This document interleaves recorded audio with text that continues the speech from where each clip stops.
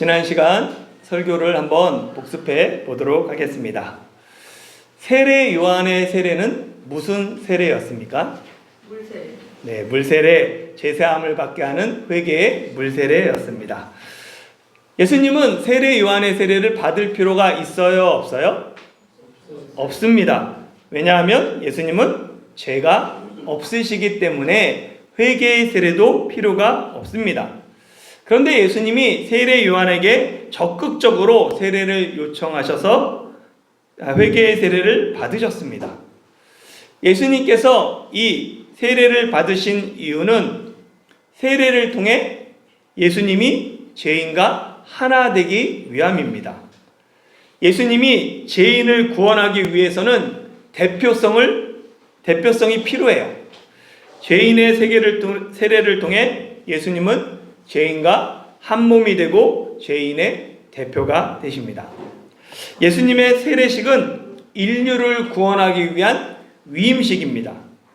그래서 예수님이 세례를 받으실 때 그리고 물에서 올라오실 때 성령이 비둘기같이 예수님에게 내려오시고 하늘로부터 너는 내 사랑하는 아들이라는 소리가 들립니다. 그러니까 세례식에 성령님과 성부 하나님이 예수님과 함께 하십니다. 이를 통해 성령의 능력과 하나님의 아들의 자격으로 예수님이 구원 사역을 시작하세요. 그리고 바로 이어지는 말씀이 오늘 본문입니다. 12절 말씀 같이 읽어볼까요? 시작. 성령이 곧 예수를 광야로 몰아내신지라. 아멘. 여기 보면 제가 헬라어 성경으로 써놨어요. 맨 처음에 보면 약간 한자로 비슷한데 카이입니다. 이 카이는 그리고 또한이라는 뜻이에요. 헬라어 카이는 시간의 연속성을 나타내는 접속사입니다. 그러니까 문장을 카이로 시작하는 것은 앞의 이야기가 끝나지 않고 지금도 계속 연결되고 있다라는 것을 강조하는 서술 방법입니다.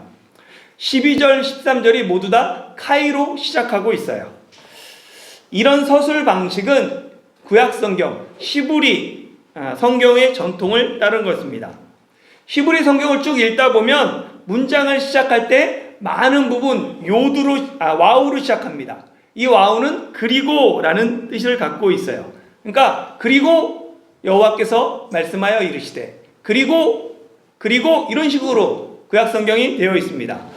와우를 워낙 많이 사용하기에 한글 성경은 대부분 이 와우 그리고를 생략합니다. 12절도 카이를 생략하고 있죠. 구약 성경에서 와우로 시작하는 책들 자체가 여럿 있어요. 출애굽기도 우리가 배웠을 때 와우로 시작했습니다. 그래서 1장 1절을 출애굽기를 직역하면 그리고 이스라엘의 아들들은 이러하니라 이렇게 시작해요. 그리고로 시작합니다.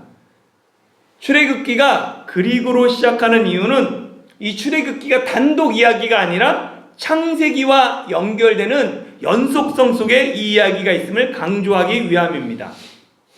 하나님이 창세기에서 아브라함과 이삭과 야곱에게 약속하신 땅과 자손의 그 복이 출애굽기 1장 1절 첫 번째 단어 와우를 통해서 출애굽기로 이어지는 거예요. 이런 서술 방법은 출애굽기 외에도 여호수아, 사사기, 룻기, 사무엘기 이 모든 책들이 다 와우로 시작합니다. 구약 성경은 이 와우를 통해 하나님의 언약이 구약 성경 전체를 통해서 이어지고 있다라는 것을 강조해요. 언약의 연속성이 와우에 담겨 있습니다. 구약 성경의 이런 특징이 마가복음에도 나타나요. 마가복음은 접속사 카이를 통해 구속사역이 연속되고 있다라는 것을 강조합니다. 예수님이 요단강에서 세례 요한에게 세례를 받은 사건, 그리고 오늘 본문 성령이 예수님을 광야로 몰아내신 사건은 예수님의 구원 사역이 연속되고 있다라는 것을 나타내는 거예요. 다시 한번 헬라어를 보면 카이, 유디우스, 토, 뷰누마, 아우톤, 에크발레이, 에이스, 텐, 에레몬으로 되어 있어요. 카이는 그리고라는 뜻이고요. 유드스는 즉시 곧이라는 뜻입니다. 토는 영의 더처럼 그라는 뜻이고, 퓨뉴마는 성령, 영이라는 뜻이죠. 아우토는 그를 목적격이고요. 그 다음에 에크발레이는 몰아내다, 에이스는 안으로, 그 다음에 에레모는 그 광야라는 뜻이에요. 보면은 이 카인은 시간의 단절 없이 연속됨을 뜻하고, 바로 그 다음 단어 유투스는 시간이 끊기지 않고 즉시 이어졌다라는 뜻이에요. 특히 두 번째 단어 즉시 곧을 나타내는 이 단어는 마가복음에서만 40회 이상 사용됩니다. 그러니까 마가복음은 구질하게 설명하지 않아요. 그냥 예수님이 행동을 중심으로 속도감 있게 사역을, 그 사건들을 나열합니다. 이를 통해서 복음서를 듣는 청중이 한 번에 끝까지, 마가복음을 처음부터 끝까지 몰입해서 듣게 하는 효과가 있습니다. 예수님이 세례를 받으신 앞의 사건, 그리고 성령님이 예수님을 광야로 몰아내신 사건은 시간의 단절, 그리고 사건의 단절 없이 바로 이어서 즉시 일어난 연속된 사건입니다. 예수님이 세례를 받으실 때 그 자리에 성령님과 하나님이 함께 하심으로 예수님이 하나님의 아들이심을 세상에 공개하셨습니다. 그리고 바로 이어서 성령님이 예수님을 광야로 몰아내세요. 몰아내다, 여기에 해당하는 에크발레이는 뭐냐면 에크 밖으로라는 뜻이고요. 발레이는 던지다라는 뜻입니다. 그가 던지다라는 거예요. 직역하면 귀신을 쫓아낼 때도 에크발레이를 씁니다. 그 안에서 찝어서 던져내니까. 마태복음과 누가복음은 예수님이 성령으로 이끌리셨다라고 부드럽게 표현합니다. 그러나 마가복음은 성령님이 예수님을 광야로 내던졌다라고 강조합니다. 왜 성령님이 예수님을 광야로 몰아내셨을까요? 성령님이 예수님을 광야로 몰아내신 것은 하늘에서 너는 내 사랑하는 아들이다, 내가 너를 기뻐한다 라는 소리를 들은 직후예요.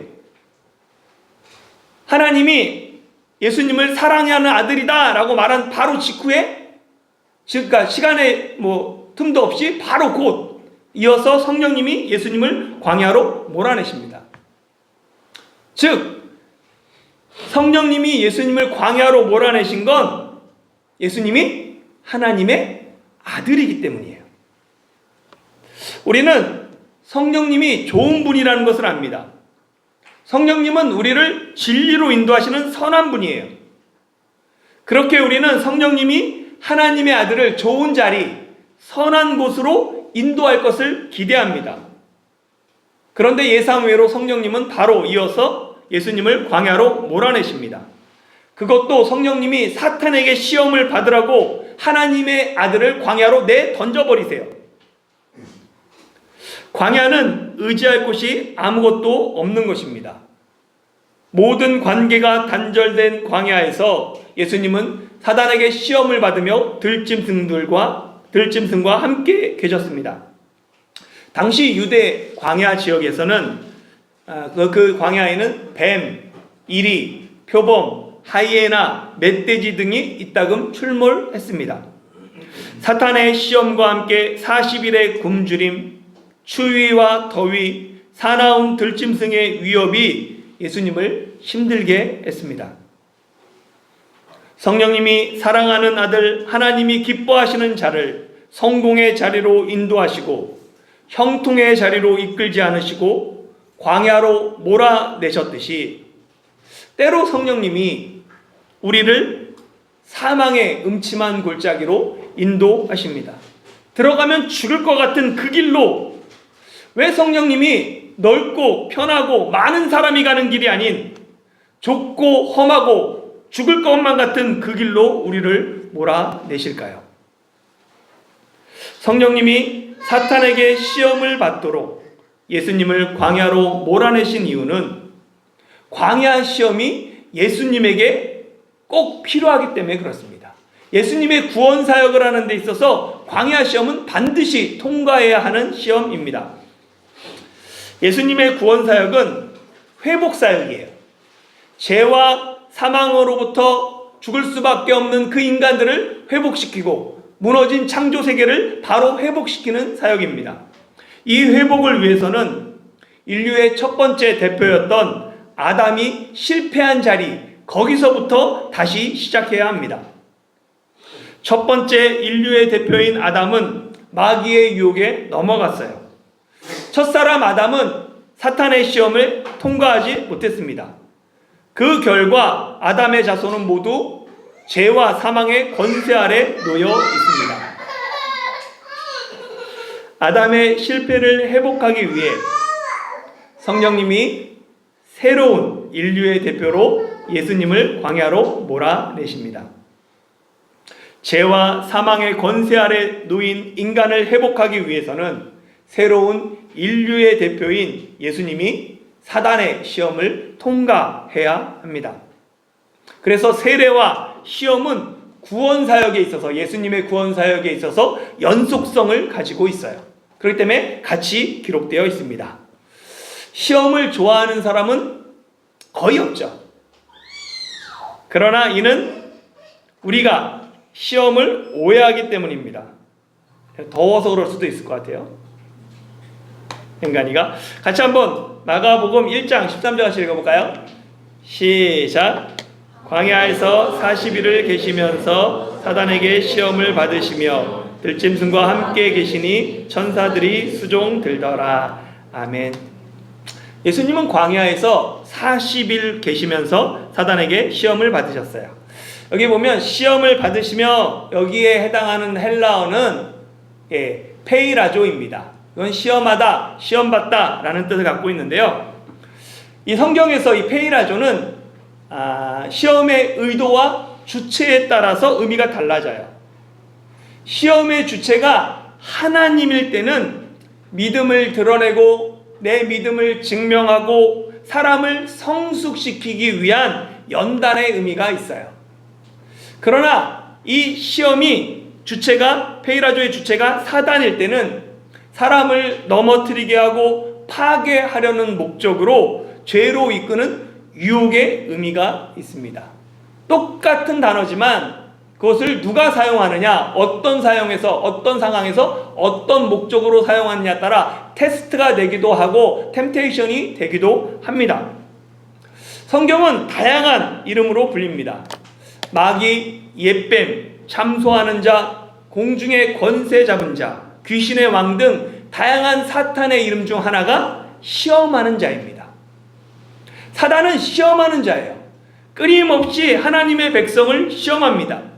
자신의 있는 힘과 역량을 다 쏟아서 사람을 하나님으로부터 멀어지게 하고 죄로 유혹합니다. 사단은 주일에 교회 가는 것 방해하죠. 저도 토요일만 되면 민감해져서 작은 일에도 목소리가 높아져요. 안 그래야 된다라는 거 알지만 잘 되지 않습니다. 사탄은 어떻게 해서든지 예배 때 자꾸 딴 생각하게 하죠. 하나님의 말씀에 집중하지 못하게 합니다. 큰 마음 먹고 성경을 읽으려고 하면 피곤이 확 몰려오고, 기도 좀 하려고 하면 카톡이 울리거나 딴 생각이 막 나요. 지금도 사탄은 우리를 하나님과 멀어지게 하려고 수단과 방법을 가리지 않습니다. 우리가 늘 깨어 있지 못하면 사탄의 유혹에 쉽게 넘어갑니다. 예수님이 말씀하신 것처럼 시험에 들지 않도록 늘 깨어 있어야 합니다. 마가복음은 예수님의 시험을 간단하게 기록해요. 그러나 마태복음과 누가복음에는 예수님이 사단에게 3가지 시험을 받았음을 기록합니다. 마태복음의 그 순서에 따르면 사단의 첫 번째 시험은 내가 만일 하나님의 아들이어든 명하여 돌들을 떡덩이가 되게 하라라는 시험입니다. 두 번째 시험은 내가 만일 하나님의 아들이어든 성전 꼭대기에서 세우고 뛰어내려라 라고 말하죠. 세 번째 사단의 시험은 예수님께 천하만국과 그 영광을 보이고는 만일 내게 엎드려 절하면 이 모든 것을 내게 주겠다라고 말합니다. 마태복음과 누가복음의 세 가지 시험은 순서가 두 번째와 세 번째가 좀 다르지만 의미는 동일합니다. 예수님이 광야에서 사탄에게 받은 세 가지 시험은 에덴 동산에서 아담과 하와가 뱀에게 받았던 시험과 같습니다. 사단은 내가 만일 하나님의 아들이어든 가정법을 통하여서 예수님의 정체성, 그것을 의심하게 만들어요. 네가 정말 하나님의 아들이야? 그럼 이 정도는 할 수 있잖아.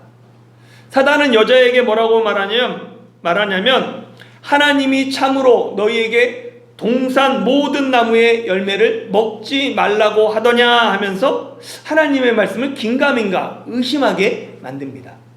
사단의 전략이 똑같아요. 정체성을 의심하게 만들고 하나님의 말씀을 의심하게 만드는 것, 그것이 사단의 방법입니다. 뱀의 그 시험에, 유혹에 여자가 빈틈을 보이죠. 하나님의 말씀에 너희는 먹지도 말고 만지지도 말라, 너희가 죽을까 하노라. 하나님의 말씀은 선악을 알게 하는 나무의 열매를 먹지 말라, 먹으면 반드시 죽으리라 하였습니다. 그러나 여자는 하나님의 말씀에 만지지도 말라 이것들을 덧붙여요. 그리고 반신반의하면서 죽을까 의심을 표현합니다. 뱀의 유혹에 넘어간 여자가 선악을 알게 하는 나무를 보니까 먹음직하고 보암직도 하고 지혜롭게 할 만큼 탐스럽기까지 합니다.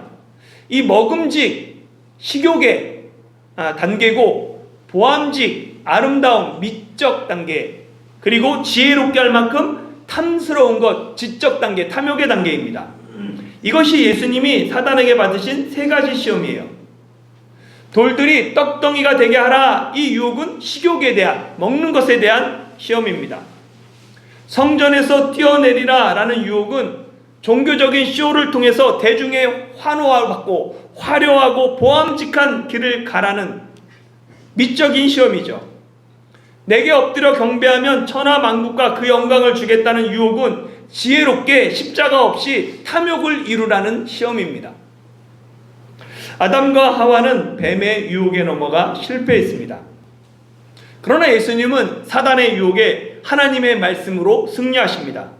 식욕에 대한 유혹에 예수님은 단호하게 사람이 떡으로만 살 것이 아니요 하나님의 입에서 나오는 모든 말씀으로 살 것이다 라고 말씀하십니다. 보암직한 이생의 안목의 정욕에 대해서는 예수님이 주 너의 하나님을 시험하지 말라라고 말씀하시죠. 탐욕과 이생의 자랑에 대해 예수님은 사단아 물러가라, 기록되었으되 주 너의 하나님께 경배하고 다만 그를 섬기라, 그러며 사단을 물리치십니다. 예수님은 세례 후 공식적인 메시아의 사역을 사단의 시험에서 승리함으로 시작하십니다. 예수님이 이 땅에 오신 것은 자기 백성을 저들의 죄에서 구원할 뿐만 아니라 이 세상의 권세 잡은 자 사단을 멸하기 위함입니다. 요한일서 3장 8절 같이 읽어볼까요? 시작. 죄를 짓는 자는 마귀에게 속하나니 마귀는 처음부터 범죄함이라. 하나님의 아들이 나타나신 것은 마귀의 일을 멸하려 하심이라. 아멘. 사탄은 이미 예수님께 패했습니다. 그런데 사탄은 이를 속이고 여전히 우는 사자와 같이 두루 다니며 삼킬 자를 찾습니다. 베드로전서 5장 8절 같이 읽어볼까요? 시작. 근신하라 깨어라, 너희 대적 마귀가 우는 사자같이 두루 다니며 삼킬 자를 찾나니. 아멘. 원래 사단은 두려운 존재였어요. 그러나 예수님이 십자가와 부활을 통해 사단의 머리를 박살내셨습니다. 이미 사단은 머리가 반쯤 쪼개진 상태예요. 그렇게 사단은 최대한 자신의 패배를 숨기기 위해 우는 사자로 자신을 포장합니다. 사자의 울음소리는 내가 왕이다 라는 것을 알리기 위함이에요. 그런데 사단은 자신이 왕임을 알리기 위해 우는 것이 아닙니다. 사단은 삼킬 자를 찾기 위해 두루 다니며 우는 사자입니다. 사자가 울면서 두루 다니면 먹잇감들이 깜짝 놀라서 도망가죠. 사자는 사냥할 때 울며 다니지 않습니다. 사자는 고양이과 중에서 유일하게 무리 생활을 해요. 고양이과 동물들은 영역 동물이기 때문에 자기 영역 안에서 사냥합니다. 다른 고양이과들은 다 혼자 생활하는데 사자는 집단 생활을 하죠. 그런데 사자는 자기 영역도 없이 두루 다니며 먹잇감을 찾습니다. 이미 서열 싸움에서 패배한 사자다라는 의미예요. 사자는 이미 패배했습니다. 이빨과 발톱이 빠지고 무리에서 떨어진 힘없는 늙은 사자가 먹잇감을 얻는 유일한 방법이 울며 두루 다니는 것입니다. 사자의 울음소리에 놀라 꼼짝달싹 못하는 먹잇감을 물어뜯지도 못하고 삼키는 존재가 사단입니다. 사자의 울음소리를 듣고 두려움에 꼼짝 못하면 사자의 먹잇감이 됩니다. 그러나 사자의 정체를 알고 용감하게 맞서 싸우면 오히려 사탄은 깜짝 놀라 도망갑니다. 야고보서 4장 7절 같이 읽어볼까요? 시작. 그런즉 너희는 하나님께 복종할지어다. 마귀를 대적하라. 그리하면 너희를 피하리라. 아멘. 우리가 작은 틈이라도 보이면 사탄은 그 틈을 놓치지 않고 우리를 삼키려고 달려듭니다. 그러나 사탄은 이미 예수님께 패했습니다.